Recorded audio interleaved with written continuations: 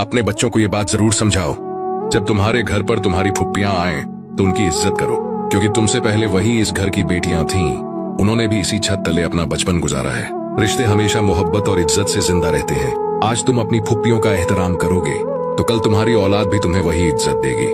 बच्चों को दुनिया के तरीके सिखाने से पहले उन्हें रिश्तों की कद्र करना सिखाओ, क्योंकि यही असल तरबियत है। और याद रखो, फुप्पी सिर्फ तुम्हारे वालिद की बहन नहीं होती, बल्कि तुम्हारी अपनी माँ जैसी होती है। तो अगर तुम उनकी खुशी का ख्याल रखोगे तो तुम्हारी जिंदगी भी बरकत से भर जाएगी। इसलिए अपने बच्चों को यह सबक जरूर दो कि फुप्पियों का मुकाम सिर्फ मेहमान का नहीं, बल्कि घर के अपने अपनों का है। जो इज्जत तुम आज दोगे वही इज्जत कल तुम्हें वापस मिलेगी। याद रखो, जिन घरों में औरतों की कद्र होती है वहां हमेशा रहमतें और सुकून बसता है, और जिन घरों में रिश्तों की इज्जत की जाती है वो घर कभी उजड़ते नहीं। और अगर आपको ये बात पसंद आई हो तो चैनल को जरूर फॉलो करें।